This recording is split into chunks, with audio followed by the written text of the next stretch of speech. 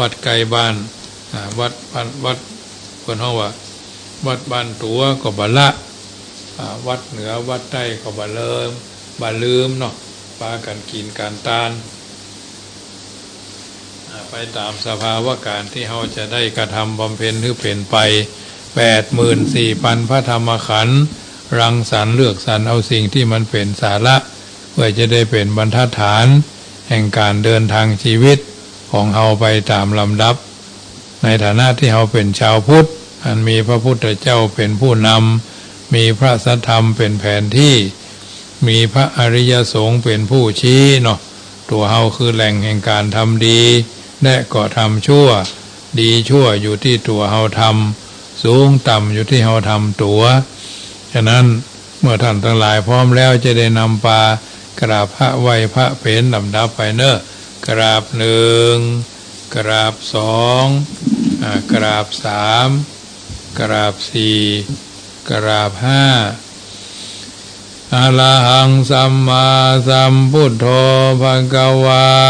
พุทธังภะคะวันตังอภิวาเดมิกราบสวากขาโตภะคะวะตาธัมโมธัมมังนามัสสามิกราบสุปฏิปันโนภะคะวะโตสาวกสังโฆสังฆังนะมามิกราบมาตาปิตุคุณังอหังวันตามิกราบคุณูปการีวันตามิกราบกราบพระพุทธกราบพระธรรมกราบพระสงฆ์กราบระลึกถึงคุณพ่อคุณแม่กราบระลึกถึงคุณของครูบาอาจารย์ต่อไปก็ตั้งอกตั้งใจโยขันแก้วโกถากเป็นลำดับไปเนอะยอพุทโธอันว่าพระพุทธเจ้าตนใดตนว่าเสริฐอุดมกว่าหมู่สัตวโรกอันมีญาณปัญญาอันที่สุดบ่ได้นั่งอยู่แล้วดีนักบ่หวั่นไหวแต่พยามารนั่งเนื้อแต้นแก้วแทบไกลก็ไม่มาหาพอตนพาเสริฐอันพาโจรแพ้สงครามอย่างใหญ่ยังพยามารกับตังเสนาลิพลมารก็ได้ถึงแล้วยังพญาสัพพัญญูตญาณถ้ารัตหูใหญ่อย่าทำทั้งมวลอันว่าผู้ฆ่าก็นบน้อมไว้โดยกายวจีมโนตังยังตังพุทธังยังพระพุทธเจ้าโยมากะธรรมโมอันว่ามากะธรรมอันใดอันประกอบโดยองค์8ประการอันมีสัมมาทิฏฐิเป็นต้นอันเป็นหนทางนิไกจะบาปอันเป็นหนทางเส้นซื่อบ่กดบ่เลี้ยวเพื่อเข้าสู่นิพพานนั้นพ้นจากทุกข์ในวัฏสงสารแห่งคนทั้งหลายก็มีแลอันว่า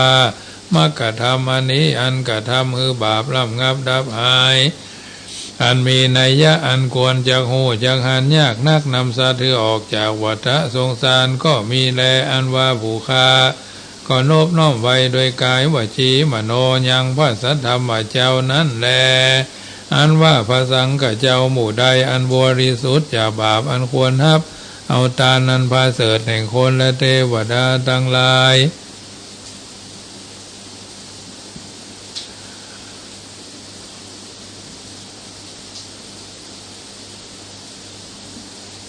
คนและเทวดาทั้งหลายอันว่าผู้ฆ่าทั้งหลายก็อันว่าพระสังฆเจ้าหมู่ใดอันบริสุทธิ์จากบาปอันควรฮับเอาตานันพาเสริฐแห่งคนและเทวดาทั้งหลายอันมีอินทรีย์ทั้ง6ระงับดีนักอันมีมาละคือกิเลสละใดเสียแล้วอันหาอาสวะธรรมบ่ได้อันใดถึงแล้วยังความสำลิดทีบรมวรโดยหมู่คุณทั้งหลายอันมากก็มีแลอันว่าผู้ฆ่าก็นบน้อมไว้ด้วยกายวจีมโนซึ่งพระสังฆเจ้านั้นแลอันว่าผู้ฆ่าก็นบน้อมไว้ยังพระพุทธเจ้าตนตรัสหูใหญ่อย่าทำทั้งมวลอันมีควรปันดังน้ำมหาสมุทรอันว่าผู้ฆ่าก็นบน้อมไว้ยังพระพุทธเจ้าอันว่ายังพระสัทธรรมเจ้าอันพระพุทธเจ้าเทศนา อันว่าผู้ค้าก็นบน้อมไว้ยังพระสังฆเจ้าอันเป็นลูกศิษย์ฟังคำสอนแห่งพระพุทธเจ้าอันว่าผู้ค้าก็นบน้อมไว้ยังครูบาอาจารย์เจ้าอันเป็นกรรมฐานะตายการสำแดงของแห่งนิพพานอันว่าขีญะอันใดปูชายังพระพุทธเจ้ามีเตจะอนุภาวะอันมากอันว่าขีญะอันใดปูชายังพระสัทธรรมเจ้ามีปัญญาอันมากอันว่าขีญะอันใดปูชายังพระสังฆเจ้ามีโภคาสัมปติเขาของอันมากก็มีแลอันว่าผู้ค้าทั้งหลายก็จงจะได้ยังขีญะอันยังพระพุทธเจ้าตนชื่อเมตยะอันคนและเทวดาทั้งหลายหากผู้จาบ่เกิดมาเตื้อตราบใดโดยกรรมมันใดผู้จากรวะโดยธูปโดยเทียนเขาตอกดอกไม้อันนี้เธอจงเป็นปัจจัยค้ำจูให้ได้นิพพาน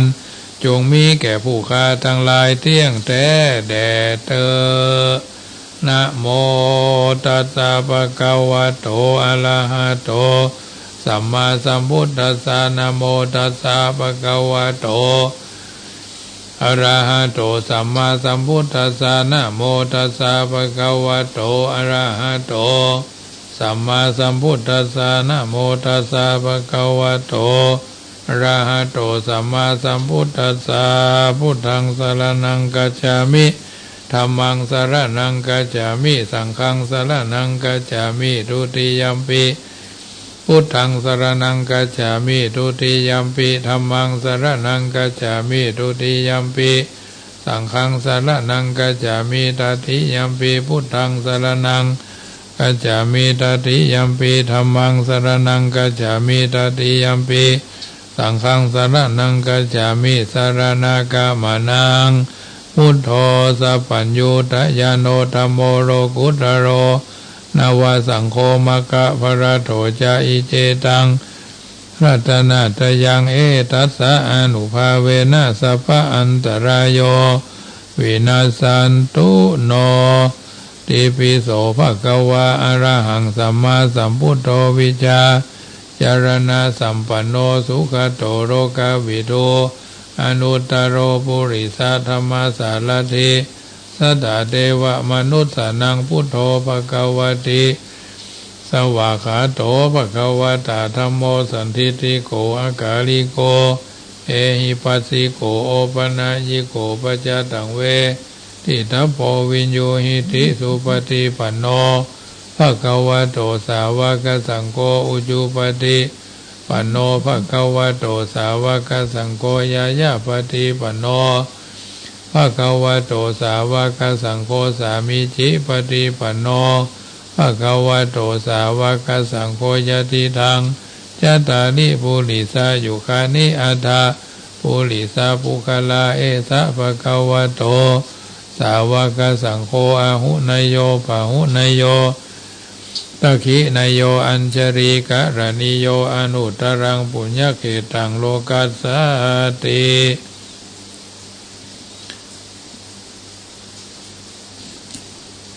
ยันตุเนเมตังอวะมังกรัญจโยจามนาโพสกุณาสัสสะโตปะปะกะโหตุสุปินัง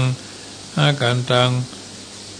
พุทธานุภาเวนะวินาสเมนตุยันตุเนเมตังอวะมังกรัญจโยจามนาโพสกุณาสัสสะโตปะปะกะโหตุสุปินังอากันตังธัมมานุภาเวนะวินาสเมนตุยันตุเนเมตังอวะมังกรัญจโยจามนาโพสกุณะสัสสะโตปะปะกะโหตุสุปินังอากันตังธัมมานุภาเวนะวินาสเมนตุยันตุเนเมตังอวะมังกรัญจโยจามนาโพสกุณะสัสสะโตปะปะกะโหตุสุปินังอากันตังสังฆานุภาเวนะวินาสเมนตุ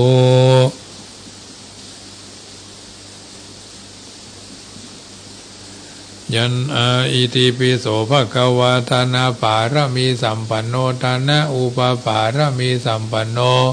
ทานะปรามัทธาปารมีสัมปันโนไมตรีเมตตากรุณามุทิตาอุเบกขาปารมีสัมปันโนอิติปิโสภควาส ศีลปารมีสัมปันโนศีลอุปปารมีสัมปันโนศีลปรามัทธะปารมีสัมปันโนเมตตาไมตรีกรุณามุทิตาอุเบกขาปารมีสัมปันโนอิติปิโสภควาเนคขมมะปารมีสัมปันโนเนคขมมะอุปปารมีสัมปันโนเนคขมมะปรามัทธะปารมีสัมปันโนเมตตาไมตรีกรุณามุทิตาอุเบกขาปารมีสัมปันโนอิติปิโสภควาปัญญาปารมีสัมปันโนปัญญาอุปปารมีสัมปันโนปัญญาปรามัทธะปารมีสัมปันโนเมตตาไมตรีกรุณามุทิตาอุเบกขาปารมีสัมปันโนอิติปิโสภควา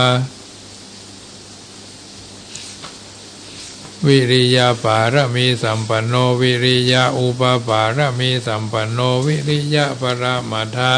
ปารมีสัมปันโนเมตตาไมตรีกรุณามุทิตาอุเบกขาปารมีสัมปันโนติปิโสภควาขันติปารมีสัมปันโนขันติอุปปารมีสัมปันโนขันติปรามัทธะปารมีสัมปันโนเมตตาไมตรีกรุณามุทิตาอุเบกขาปารมีสัมปันโนอิติปิโสภควาสัจจะปารมีสัมปันโนสัจจะอุปปารมีสัมปันโนสัจจะปรามัทธะปารมีสัมปันโนสัจจะปรามัทธะปารมีสัมปันโนเมตตาไมตรีกรุณามุทิตาอุเบกขาปารมีสัมปันโนอิติปิโสภควาอธิฐานะปารมีสัมปันโนอธิฐานะอุปปารมีสัมปันโนอธิฐานะปรามัทธะปารมีสัมปันโนไมตรีเมตตากรุณามุทิตาอุเบกขาปารมีสัมปันโนอิติปิโสภควาอุเบกขาปารมีสัมปันโนอุเบกขาอุปปารมีสัมปันโนอุเบกขาปรามัทธะปารมีสัมปันโนเมตตาไมตรีกรุณามุทิตาอุเบกขาปารมีสัมปันโนอิติปิโสภควาทัสสะปารมีสัมปันโนทัสสะอุปปารมีสัมปันโนทัสสะปรามัทธะปารมีสัมปันโนเมตตาไมตรีกรุณามุทิตาอุเบกขาปารมีสัมปันโนโสภควาอิติปิสวาธุสวาธุปปัญญาปารมี30ตาสวาธุปปัญญา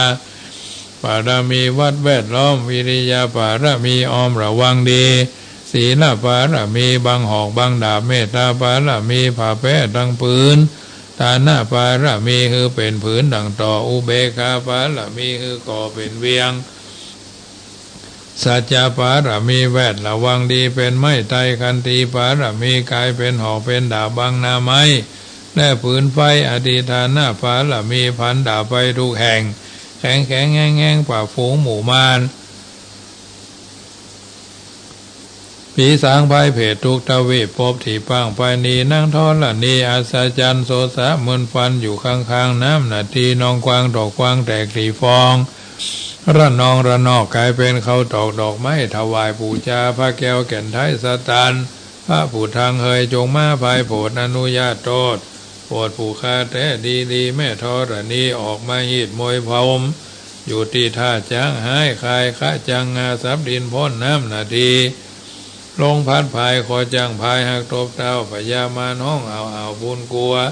กราบย่อมือขึ้นต้นหัวใส่เขาผู้ค้านี้เล่าได้ชื่อว่าลูกศิษย์พระพุทธเจ้าผู้มีบุญสมปานั้นมากนักพระพุทธเจ้าจึงตั้งพระปัญญาปาละมีไว้เก้าจันทร์ตั้งไว้ตั้งหน้าก็ได้เก้าจันทร์ตั้งไว้ตั้งหลังก็ได้เก้าจันทร์ตั้งแต่หัวแผ่วตีนก็ได้เก้าจันทร์ตั้งแต่ตีนแผ่วหัวก็ได้เก้าจันทร์แสนวาลูกผืนจักมาเสมอเหมือนฝนแสนหาก็บ่มีมาจากใครใดข้าพเจ้าเลยได้ชื่อว่าพุทธคุณังธรรมคุณังสังฆคุณังพุทธอินตาธรรมอินตาสังฆอินตาอัสสหับแม่ธรณีผู้อยู่เหนือน้ำ ผู้อยู่กำแผ่นดินกันข้าได้ระลึกคือถึงหาคุณพ่อคุณแม่คุณครูบาอาจารย์คุณพระแก้วเจ้าทั้ง3ประการคือคุณพระพุทธคุณพระธรรมคุณพระสงฆ์คุณแดดคุณฝนคุณน้ำคุณลมคุณไฟคุณกุศลเจ้าก็ดีคุณนางอุตราเจ้าก็ดีคุณพระปัจเจกเจ้าก็ดีคุณพระตนเมตตาภาวนาเจ้าก็ดีจุงมาสัมพิทักษ์รักษาคุ้มครองตั้งกำนาและกำหลังยังตนตัวแห่งผู้ฆ่าตั้งแต่ทีฆาการะยามนี้วันนี้ค่ำคืนนี้และต่อไปนี้จิ้มแด่เตอพุทโธพุทธังรักษาธัมโมธัมมังรักษาสังโฆสังฆังรักษาพุทโธพุทธังอะระหังธัมโมธัมมังอะระหังสังโฆสังฆังอะระหังพุทโธพุทธังกันหะธัมโมธัมมังกันหะสังโฆสังฆังกันหะอายุวันโนสุขังปะลังเอาละสาธุชนคนดีทุกคนทุกท่านได้ยินได้ฟังการสังวาสสวดที่ยาย พุทธคุณธรรมคุณสังฆคุณเป็นที่เสร็จสัดเรียบร้อยประจำวันเนาะวันนี้เป็นวันโกนเป็นวันพุธเนาะอาตมาภาพก็ได้กระทำบำเพ็ญสร้างบุญสร้างบารมีอาราธนาครูบาอาจารย์ท่านเจ้าสาธุชนหลายวัดหลายวาเนาะมาเจริญพระพุทธมนต์ธรรมจักรกับปวัตนสูตรงานทำบุญอายุวัฒนะมงคลก็ครูบาอาจารย์ท่านเจ้าก็เมตตามาสวดพระพุทธคุณพระธรรมคุณพระสังฆคุณธรรมจักรกับปวัตนสูตรสืบปุราชาตาที่วัดจังกรรมก็ผ่านไปถวายภัตตาหารเพลเรียบร้อยขณะนี้ฝนก็ตกนะญาติโยมฝนตกพำๆนะเป็นเวลาเมินนักแก่ยังบ่มีทีท่าว่าจะยุดค่ำคืนวันนี้ก็ถือว่าอากาศชุ่มฉ่ำเพียวเต้นเก็บเต้นเก็บอย่างเรียบร้อยละก็ถือว่าเกือบมาแล้วนะพอฝนลงฝนตกใส่นักหนาสากันนักหนาสาหัสเหมือนกันเนอะเดี๋ยวนี้ก็ถึงมายุดเถอะลงหั่งเสะอยู่เนี่ยทางบ้านทางใดก็ตกมาก็รายงานกันเนอะพี่น้องทางห้วยส้มสันปะตองเป็นจะได้พ่องฝนตกก็ขณะนี้ทุ่ม30หรือทุ่มเกิงเนาะเพราะฉะนั้นการทำบุญวันนี้ก็ได้รับสายทานศรัทธาจากพี่น้องทางเชียงใหม่ก็หลายท่านเป็นต้นว่าพ่อนานเจ็ดสีก็ร่วมทำบุญนั่นเป็นเจ้าภาพสังฆทาน1 ชุด 1,500 บาทแม่จันเพนคำโพธาเนาะก็ร่วมทำบุญ 1,000 บาทแม่พัฒนันก็ร่วมทำบุญไปได้อู้กันดีสักกรรมท่านอาจารย์มหาพิษณุฝั่งปิกโยมแม่ก็แต่งตัวจัดงามถึงแม่จันเพนโดยกำลังจะนมัสการเพิ่นห้องเห็นแล้วท่านเลยไปได้อู้กันสักกรรมก็เป็นอย่างถือว่าท่านได้มาละได้ถ่ายรูปเอาพุทธปฏิมาวัดจังกรรมไปเป็นเสร็จเรียบร้อยไปไหนกับคนฟังคนฟ้าเราก็ต้องทำใจด้วยเนาะแม่ผู้ผาจันเที่ยงก็มาเอาโฮงทานมาเลี้ยงเนาะพี่น้องทางเชียงใหม่พี่น้องทางสันทรายหลายคนก็โอนสตางค์เข้ามาร่วมทำบุญน้ำก็ยังได้เรื่อยๆนะญาติโยมน้ำก็แพ็คละ25 บาทญาติโยมเพราะว่าวันนี้ก็เลี้ยงไปหลายร้อยนะหลายร้อยแพ็คเหมือนกันเพราะว่าคนเพื่อนมาเนาะคนนอกคนในคนตั้งใจมาคนตั้งใจมาทำบุญก็หลายคนตั้งใจมาห่อก็นักพอแล้วนะคนที่เพื่อนเอาโฮงทานมาออกเพื่อก็ยังสุมาเถอะมือยังวอกฟ้อนแหละญาติโยมทั้งหลายปดถ้ามาดึงมือยังวอกฟ้อนแหละโยมหนองจังคืนมีก้านลมโยมพ่อพัดลำปางอันนี้พวกก็หอมหันหอมนี่มาเรื่อยๆเนาะเพราะฉะนั้นวันนี้ญาติโยมได้มากินมาทานกันที่วัดจังกรรมมีตึงน้ำพริกปลาน้ำพริกเขือส้มเนาะทำเองมือทำน้ำพริกน้ำปูกับนอไล่น้ำลายไหลญาติโยมทั้งหลายพี่น้องทางเชียงใหม่บางคนบอกก็ได้กินแกงบะทั่วโยมแม่อย่างก็กัลยาสุนินหงก็มาเนาะโยมแม่อัมพรสิริพินก็มาแม่บ้านเจตวันหนองหมูก็มาวันหน้าก็ไปเชียงรายไปลำปะไปเมืองน่านเมืองแพร่ด้วยกันเนาะ อันนี้ก็ถือว่าไปกับท่านอาจารย์มหาวิษณุแม่บุเรียงบูพาก็ไปกินไปทานกันม่วนโดยหลวงพ่อวัดบ้านโฮงเนาะแม่สมบูรณ์นักครินก็ไปเนาะตลอดจนโยมพ่อโยมแม่ทั้งหลายก็ไปกันนักกันหลาย10 กว่าตู้บางคนปีกมาก็มีโจกมีลาบเนาะทั้งนั้นทั้งนี้ก็ถือว่าเป็นส่วนที่เอาได้ร่วมด้วยช่วยกันเนอะสิ่งอันใดอันหนึ่งที่เป็นไปโดยชอบประกอบด้วยสิ่งอันเป็นมงคลอาตมาภาพขณะนี้ฝนตกอย่างแรงนะมาแรงขนาดกลางตะกี้มาหัวแรงนะมันแรง5 โมงไปเอาละบังเบ่งบังเบ่งดีนะเก็บเต็นท์เก็บอย่างทรงบ้านบ่อหินไปละเก้าอี้150ก็ส่งไปละน้ำดื่มก็ร่อยรอไปก็มีพี่น้องตังพวกพี่น้องตังนั้น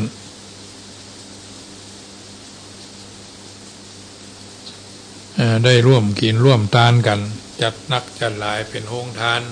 เอาน้ำมาโยมพ่อชมเนาะแม่วันปุดเสมิงพวกเอาน้ำมาซาวกว่าแพ็กเนาะเพิ่นเป็นแม่เลี้ยงพ่อเลี้ยงไร่สตรอเบอรี่ปีหน้าถ้าวัดจังก็มีงานฉลองก็เพิ่นจะเป็นเจ้าภาพสังฆทานเอาสตรอเบอรี่มาฮื้อว่าน่ะผ่านทางแม่บุญนำโยมแม่บุญนำทองเลื่อมก็มาออมสังฆทานปัน5โยมพ่อชมแม่วันก็ร่วมทำบุญ2 ปันเนาะปัจจัยที่ท่านทั้งหลายมาก็ได้ร่วมกินร่วมทานกันปัจจัยที่ใส่ยอดถวายพระนี่ก็วันนี้ก็ประมาณ 65,000 นะโยมแม่ครูอูดมารีวันก็บ่ได้มาเพิ่นยอมือสารวานมือไหวเนาะบ่ได้มาก็เป็นอย่างแม่เอ๋ยก็ถือว่าแม่ก็เป็นอยู่เฮาก็เคยกินเคยทานก็สภาวะการบางอย่างมันบ่สามารถที่จะเดินทางมาได้เพราะว่าเฮาบ่ได้เดินมาเนาะเดี๋ยวมันต้องอาศัยรถจวนคนนั้นมาก็บ่มาคนนี้มาก็บ่มาก็บ่เป็นหยังเนาะบางคนเพิ่นก็โอนสตางค์มาโยมพ่อนั่นโยมแม่นี่น่ะคนละลิตรคนละหน่อยเฮามี100เฮาก็ทำให้สัก20 บาทเนาะเฮามี20 บาทเฮาก็ทำให้สัก2 บาทมันอยู่ที่ตัวเฮาหรอกจะทำนักทำน้อยทางนั้นทางนี้ก็ถือว่าก็ช่วยกันไปวันที่17 ธันวาก็เลิกจะไปลืมวัดเจ็ดลินอาตมาภาพก็จะได้ร่วมกับวัดเจ็ดลินอยู่เริ่มต้นอาจจะร่วมทำบุญกับเพิ่น10,000 บาทเนาะตั้งปรารถนาเอาไว้ว่าขอให้พระเจ้าได้มีโอกาสได้มีบุญมีวาสนาได้ร่วมเป็นเจ้าภาพตัดหวายลูกนิมิตกับวัดเจ็ดลินเพราะเป็นวัดอันเก่าวัดแก่เนาะหลายวัดญาติโยมได้ร่วมกันวัดสะพุงน้อยอาตมาภาพก็ได้ร่วมเป็นทรงพิธีโดยตัดหวายตัวเองในช่วงชีวิตถ้าได้99 โบสถซ้ำดีนะแต่ทางนั้นท่านนี้มันจะมีหรือไม่เนาะวันที่17ก็จะได้ไปร่วมตัดหวายลูกนิมิตกับประธานเนาะกับประธานเพิ่นอยู่ใกล้ๆกับพวกนั้นรวมเพิ่นทั้งหมด10,000 บาทสตางค์10,000 บาทมีค่าสำหรับอาตมาภาพพอจัดกิจกรรมหลายๆอย่างเนาะเดือน10,000 บาทก็รายจ่ายเดือนละ10,000นะค่าไฟก็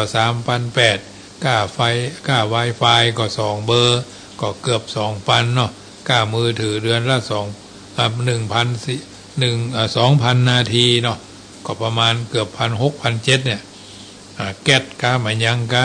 จีนป่าอาหารค่าเลี้ยงพระเลี้ยงเนนเนี่ยก็ตกเดือนละ10,000ปัจจัยความอาศัยญาติโยมบางท่านก็เปิ่นภาวนาเป็นเดือนเนาะเดือนละ200ก็มี300ก็มีเดือนละ1,000ก็มี500ก็มีเอาที่ท่านสบายใจว่าท่านได้เงินเดือนคนเท่าออกหรือเงินเดือนข้าราชการเก่าก็มีหรอกบางคนเพิ่นก็หอมมาเดือนละ100นิดๆหน่อยๆก็ถือว่าท่านบ่ได้ละวัดบ่ได้ละทิ้งวัดก็ช่วยกันไปบางท่านก็อาจจะทำบุญวัดใกล้บ้านอาตมาภาพก็ถือว่าได้ร่วมด้วยช่วยกันสิ่งนั้นเป็นมงคลนั่นแหละเป็นสิ่งที่ทำให้กิจการเหล่านี้มาอยู่วัดจังกำก็ได้25 ปีแล้วก็ปีนี้ก็ทำบุญอายุ59 ปีอาศัยบุญบารมีที่ครูบาอาจารย์ได้มาสวดพระพุทธคุณวันนี้ก็มีหลวงพ่อทางเชียงใหม่ก็วัดพระครูวินัยสารโสภิตวัดสันสลีท่านพระครูปลัดกิติพงศ์วัด สันขยอมท่านพระครูสถิตธุราธรเนาะสันขยอมตลอดจนท่านอาจารย์พระครูวิสิตศรีลาภรณ์หลวงพ่อในวังเตสนาธรรมศาลากลิวิจสูตรแล้วก็สวดพระพุทธคุณท่านพระครูสมุวิสุวัตรท่านอาจารย์ก็บ่ได้ละตุเจ้าวัดตุเจ้าขี้เมียงเนาะตุเจ้าขี้เมียงพุ่นวัดจังกรรมก็มาฉันเข้ากันม่วนงานสันเล่าเนาะท่านเจ้าคณะอำเภอเมืองละปูนท่านเจ้าคณะอำเภอแม่ทารองเจ้าคณะอำเภอบ้านโฮงหลวงพ่อเจ้าคณะอำเภอป่าซางเนี่ยท่านอาจารย์บุญมาวัดก่อคอยเนาะท่านอาจารย์มหาชาติชายวัดสี่สองเมืองท่านพระครูพระสมุท่านพระสุวีรยุทธเนาะวัดต้นเพิงเกศนาปาคาต้นเพิงก็มาเนาะอันนี้ก็ถือว่าท่านอาจารย์ก็มาร่วมท่านพระครูวัดเหมืองลึกพระครูทำโรงทีละพิทักษ์เนาะวัดเหมืองลึกก็มาครูบาอามท่านอาจารย์วัดดงฤาษีวัดบ้านโฮงหลวงเนาะอันนี้ก็เป็นกัลยาณมิตรสันตับเตาเนาะอันนี้เราก็มีโอกาสก็ไปมาหาสู่ซึ่งกันและกันด้วยดีตลอดมาตราบใดที่เรายังมีชีวิตเราบ่ได้ละเลยเพิกเฉยกันไปภัตตาหารก็ดีอย่างก็ดีญาติโยมก็เอามากินกันสะปะสะเพดเนาะทั้งนี้ทั้งนั้นก็เป็นเรื่องที่น่าพิจารณาว่าบุคคลที่มาร่วมงานทำบุญปัจจุบันวันนี้เราจะหันว่าประเภทคนที่เพิ่นหันแก่ตัวก็เยอะญาติโยมแล้วก็คนอยากจนก็เยอะนะไม่ใช่คนยากจนนะคนอยากจนนะเพราะอย่างตั้งข้อสังเกตว่าเพิ่นเอากินเพิ่นว่าตะเตรียมอาหารมากินมาทานมาห่อของเพิ่นก็มีเนาะอย่างที่เฮาฮู้เฮาหันซึ่งสิ่งต่างๆเหล่านี้เฮาจะไปปฏิเสธว่ามันเกิดขึ้นกับสังคมเฮาในหลายปีที่ผ่านมาเพราะว่าสิ่งต่างๆเหล่านี้ทำให้จิตใจเฮาขาดความเสียสละถ้าสังคมเฮาบ่มีการเสียสละมันก็เป็นไปได้ยากอย่างท่านญาติโยมทั้งหลายท่านสาธุชนที่ฟังอยู่ก็ถือว่าเวลาเพิ่นทำบุญสมมติว่าหลวงพ่อวัดเหนือวัดใต้เปิ้นทำบุญเนาะป้ากอป้าขอลุงกอลุงขอพ่อกอพ่อขอเนี่ยปากันตั้งใจทำกับข้าวกับป๋าสมมติว่าเพิ่นทำข้าวมันไก่100ห่อก็ดี200ห่อก็ดีเนาะข้าวหมูแดงขนมเส้น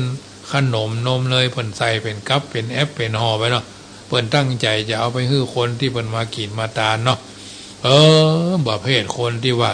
เอาถุงแซวใส่ถุงเตียวมาพ่องใส่ถุงมาท่องวนเวียน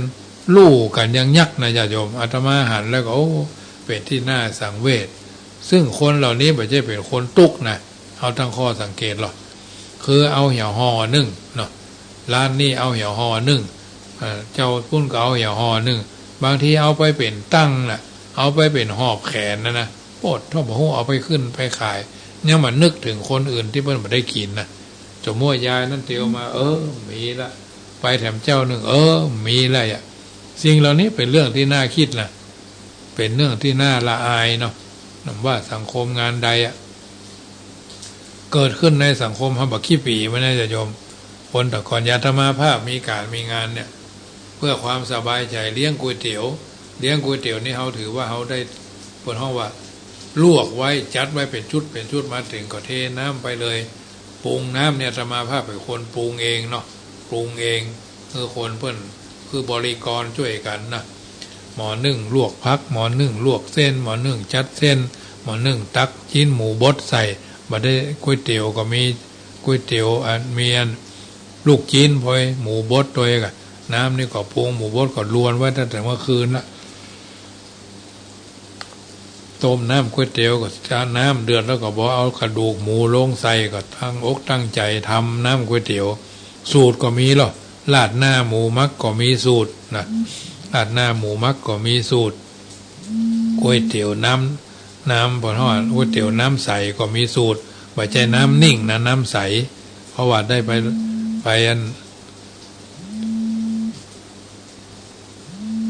เพราะว่าถึงสิ่งต่างๆเหล่านี้เป็นเรื่องที่เฮาท่านทั้งหลายก็ได้ช่วยกันประคับประคองกันไปสิ่งละอันพละน้อยที่เฮาท่านทั้งหลายประคับประคองกันเป็นเรื่องที่ น่าพิจารณาว่าสังคมเฮาก็มีแล้วว่าเป็นเรื่องที่มันน่าจะเกิดก็เกิดมันน่าจะมีก็มีนะสังคมไทยปัจจุบันวันเนี้ยมันลึงเปลี่ยนไปเยอะเอาไปห่อเดียวเฮาก็บอกว่าอันนี้โอ้แห่แตนแต้กันมาแล้วก็คนที่บ่ใช่ทำงานอยู่ในหั่นน่ะคนที่บ่ใช่แขกผู้มีเกียรติที่มางานส่วนมากก็จะเป็นคนบางเทื่อก็เป็นพี่น้องไตใหญ่ก็มีพี่น้องต่างชาติก็มีนะถ้ามีบริเวณที่ไหนมันมีใกล้มันมีนักนี่นะซึ่งสิ่งต่างๆเหล่านี้เป็นเรื่องที่น่าพิจารณาว่ามันเกิดขึ้นแล้วในปัจจุบันวันนี้นะมันเกิดขึ้นแล้วเพราะว่ามันขาดความยั้งคิดเอาไปห่อสองห่อคนอื่นก็ได้กินเพราะเจ้าของที่เพิ่นมาออกโรงทานเนี่ยเพิ่นต้องการกระจายหรอกอย่างเพิ่นออกเพิ่นว่าเทกระจาดเนาะเทกระจาดก็ดีอย่างก็ดีนะเพิ่นก็ตั้งใจที่จะทำบุญสุนทรทาน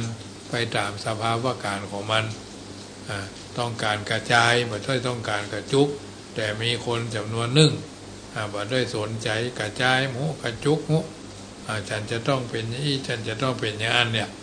คือมาก็มาหิ้วมาห่อเดียวก็พอเอา2ห่อ3ห่อเอาไปเป็น10ห่อก็มีมันหลายล้านหลายอย่างเนาะนี่เป็นเรื่องที่น่าพิจารณาเท่าช่วยกันถึงเวลาเพิ่นห้องโรงทานก็คือโรงทานบุญสำเร็จนะบุญสำเร็จที่เกิดขึ้นก็คือว่าวันนี้ธรรมาภาพก็จะได้อู้เรื่องของปฏิทานใหม่บุญสำเร็จด้วยการแผ่ส่วนบุญส่วนกุศลสำเร็จด้วยการเฉลี่ยความดีให้กับคนอื่นบุคคลทำบุญกุศลอย่างใดอย่างหนึ่งแล้วเปล่งวาจาว่าอิทังสัพพะสัตตานังปัตติงโหตุนะแปลว่าขอส่วนบุญอันนี้จงมีแก่สัตว์ทั้งหลายทั้งปวงคำว่าการแผ่ส่วนบุญอย่างญาติโยมมาทำบุญในวันนี้ก็ได้มีโอกาสแผ่ส่วนบุญส่วนกุศลแก่และอุทิศให้คุณงามความดีที่ได้กระทำวันนี้แม้ท่านทั้งหลายมาออกโรงทานก็ดีเป็นเจ้าภาพน้ำดื่มก็ดีเป็นเจ้าภาพภัตตาหารเพลก็ดี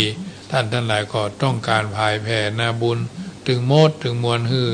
อพ่อฮือแม่โดยเฉพาะพ่อเกิดไม่เกิดก็ได้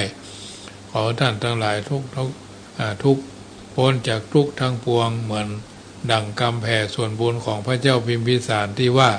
อีทางเมยาตินังโหตุสุขีตาโหนตุยาตโยแปลว่าขอบุญกุศลนี้จงมีแก่ญาติทั้งหลายของข้าพระเจ้าขอญาติทั้งหลายของข้าพเจ้ามีความสุขดังนี้การแผ่ส่วนบุญนั่นเป็นนั่นแบ่งเป็น2ส่วนคือแผ่ส่วนบุญให้แก่ผู้ที่ล่วงลับไปแล้ว1แผ่ส่วนบุญแก่ผู้ที่ยังมีชีวิตอยู่แถมส่วนหนึ่งการแผ่ส่วนบุญให้แก่ผู้ที่ล่วงลับไปแล้วกระทำให้ดุจดังพระเจ้าพิมพิสารกระทำส่วนบุญส่วนทานแล้วอุทิศส่วนบุญให้แก่ญาติในปรโลกแต่ส่วนการแผ่ส่วนบุญที่แก่ผู้มีชีวิตอยู่นั้น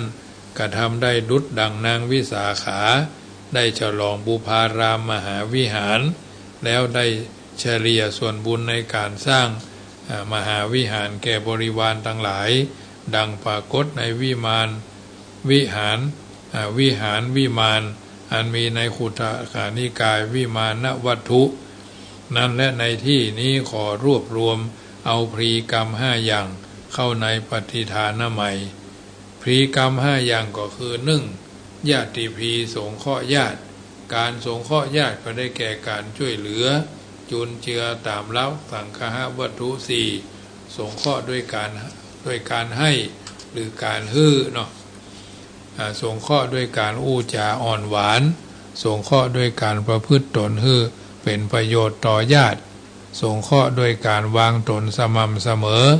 2อิทธิพีการต้อนรับแขกได้แก่การแสดงปฏิสันฐานตามคารวะธรรม6พุทธคารวตาแสดงความเคารพในพระพุทธเจ้าธรรมคารวตาแสดงความเคารพในพระธรรมสังฆคารวตาแสดงความเคารพในพระสงฆ์ สิกขาคารวตาแสดงความเคารพในการศึกษาเล่าเรียนอัปปม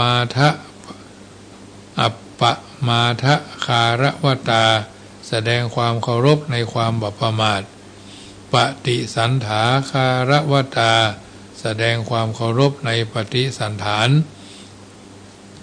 สามบุพเพตพีการทำบุญอุทิศให้ผู้วายชนได้แก่การทำบุญตามหลักบุญพิธีมีอยู่สองประการคือการทำบุญในงานมงคลสองการทำบุญในงานอวมงคลในที่นี้หมายเอาการทำบุญในงานอวมงคลซึ่งประกอบด้วยการทำบุญหน้าศพ7 วัน50 วัน100 วันหรือทำบุญกระดูกเนาะประจำปีการทำบุญครบรอบวันตายของผู้วายชนนั้นมีพ่อมีแม่สามีภรรยาก็ว่ากันไปราชพีก็ถวายเป็นของหลวงเสียภาษีที่ดินภาษีป้ายภาษีโรงเรือนภาษีที่ให้ที่นาภาษีที่ดินว่างเปล่าเนาะอันนี้จะต้องเสียปัจจุบันมีกฎกำหนดเอาไว้ว่าคนทุกคนมีหน้าที่เสียภาษีอากรดังนั้นการเสียภาษีอากรถือว่าเป็นการแผ่บุญเฉลี่ยส่วนกุศลเพื่อพัฒนาประเทศเพื่อมีความเจริญรุ่งเรืองสืบไป5เทวตาพรีทำบุญอุทิศให้แก่เทวดาได้แก่การแผ่ส่วนบุญให้กับเทวดาและคำว่าเทวดามี3ประเภท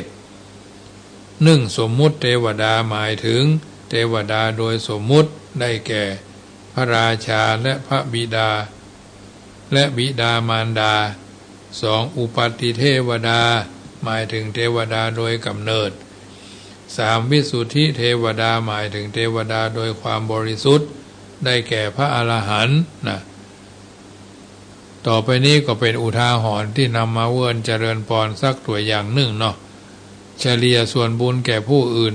ย่อมได้ลาภมากบัดนี้จะขอสาธยายเรื่องกรรมเรื่องบุรพกรรมของพระเจ้าพระศิวลีมหาเถระผู้มีลาภอันประเสริฐอย่างยิ่งจนได้รับยกย่องจากองค์สมเด็จพระบรมศาสดาสัมมาสัมพุทธเจ้าว่า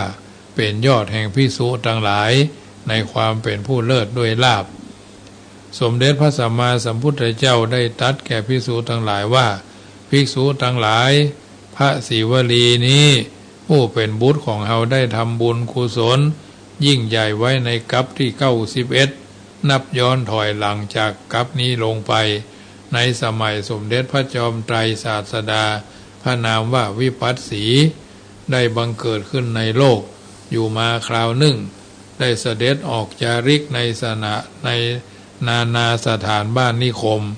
แล้วเสด็จกลับมาสู่พระนครของพุทธบิดาพระราชาได้ทรง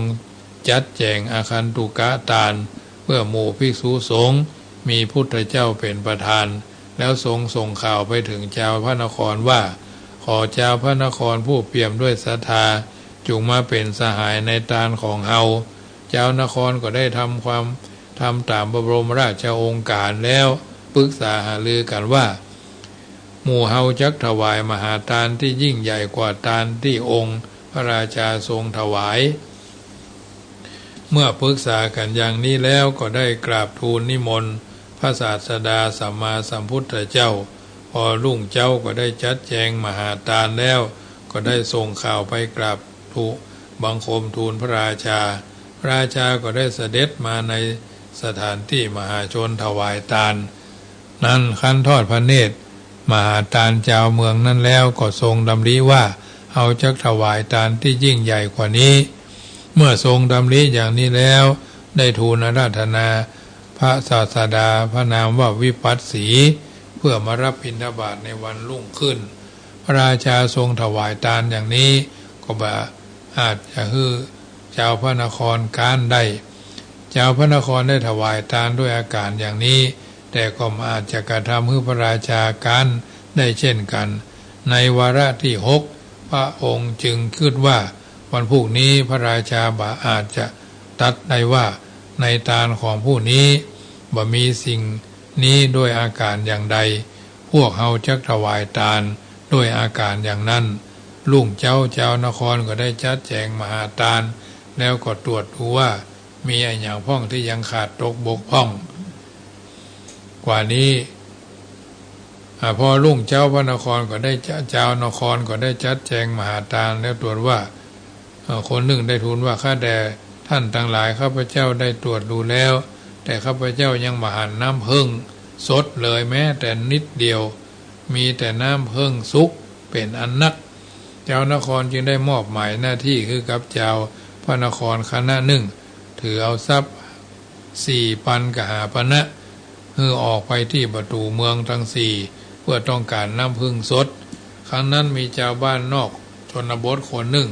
จะมาหานายบ้านและได้พบรวงพึ่งระหว่างต่างจึงได้ไล่แม่พึ่งทั้งหลายไปแล้วก็นำเอาตัดเอากิ่งที่มีหางพึ่งติดอยู่นั่นมาเมื่อมาสู่ประตูเมืองด้วยคิดว่าเอาจักนำรวงพึ่งนี้ไปมอบแก่นายบ้านเป็นของกำนัน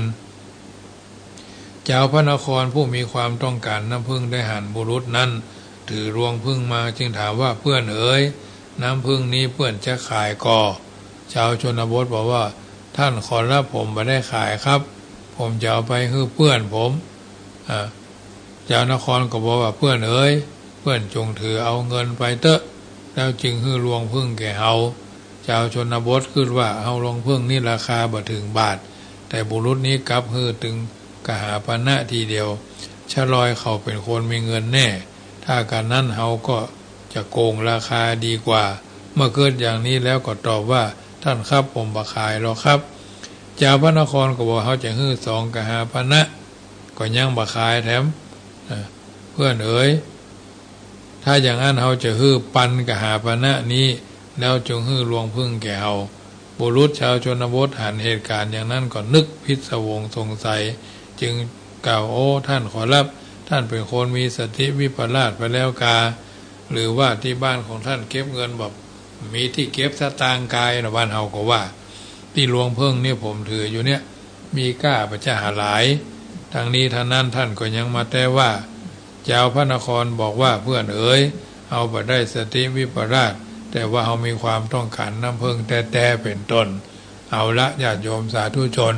วันนี้อู้ไปอู้มาก็สมสมัยได้เวลาเรื่องจะเป็นจะได้วันพรุ่งนี้เอาก็อู้กันต่อไปเนาะวันนี้รายการเสียงธรรมก่อนรับตาได้อู้เอิญเจริญพรบรรดาญาติโยมสาธุชนได้ยินได้ฟังตั้งแต่เริ่มดนทีเรื่องการทำบุญอายุวัฒนะมงคล59 ปีผ่านไปแล้วญาติโยมหลายคนก็ให้เป็นเจ้าภาพ สิ่งละอันพันละน้อยเป็นต้นว่าน้ำดื่มภัตตาหารเพลสังฆทานจิปาทะนานาต่างๆได้รับสายทานศรัทธาจากท่านด้วยดีตลอดมาฉะนั้นท้ายที่สุดเนี่ยธรรมาภาพก็จะได้ปั่นปอนญาติโยมที่อยู่ทางบ้านอยู่ท่าดาวฟังเป็นรอบที่2เนาะอิจิตังปฏิตังตุมหังคิปเมวะสมิจจตุสัพเพปุเรนตุสังกปาจันโทปนะระโสยถามะนิโชติระโสยถาบัดนี้หมายมีเจ้าศรัทธาทายกทายิกาผู้ประกอบด้วยศรัทธาความเชื่อภาษาทะความเลื่อมใสปากันสละจตุปัจจัยก็ดีภัตตาหารเพลก็ดีตลอดจนอื่นอันเป็นของสุขุมานละเอียดอ่อนที่หามาด้วยน้ำพักน้ำแรงแห่งการประกอบสัมมาปฏิบัติสัมมาทิฏฐิอันเป็นสิ่งอันพึงปรารถนาของเฮาหมู่เฮาเราเจ้าข้าซึ่งเป็นพุทธบริษัทพุทธศาสนิกชนพุทธศาสนิกเมธีมีจิตใจน้อมเอียงในทานในศีลในภาวนาวันนี้วัดจังกำหมายมีพระมหาประสิทธิ์ธรรมาภินันโทกระทำบำเพ็ญสร้างกุศลเพิ่มบารมีการถวายทานสมาทานศีลแล้วก็เจริญจิตภาวนาพระเจ้าประสงค์35 รูปมาสังวาสสวัสดิยายพุทธคุณธรรมคุณสังฆคุณสำเร็จลุล่วงไปด้วยดีบุญกินบุญทานได้ยอเวรเกณฑ์วะได้ยอเกณฑ์เวรถวายได้ยื่นโยงองค์การถวายทานต่อหน้าพระแก้วเจ้าทั้ง3 ประการบุญกินบุญทานนั้นประกอบไปด้วยความสุขกายสุขใจสุขมารับเมื่อตื่น อาตมาภาพได้รับประการสันใดของเต้าศรัทธาจุใหญ่น้อยใจยิงได้รับประการสันนั้นทุกคนทุกท่านนั่นจุงจักมีเตี้ยงแต่ดีหลีพุทโธมังกะละสัมพุทโธสัมพุทโธติปตุตตโมพุทธมังกะละมากัมมาสัพพทุกขาปะมุญเจเลธัมโมมังกะละสัมพุทโธกัมพิโลตุตโสอนุงธรรมะมังกะละมากัมมาสัพพะญาปะมุญเจเลสังโฆมังกะละสัมพุทโธวรตคินโยอนุตตโรสังฆมังกะละมากัมมาสัพพะโลกาปะมุญเจเลจยตุภวังจยสุปมังกลังจยโสถีภวันตุโวพุทโธบังซ้ายธัมโมบังขวาสังโฆบังกายาอรหังบังเกสาอรหังพุทโธนะโมพุทธายะอายุวันโนสุขังปะลังขอเจริญพร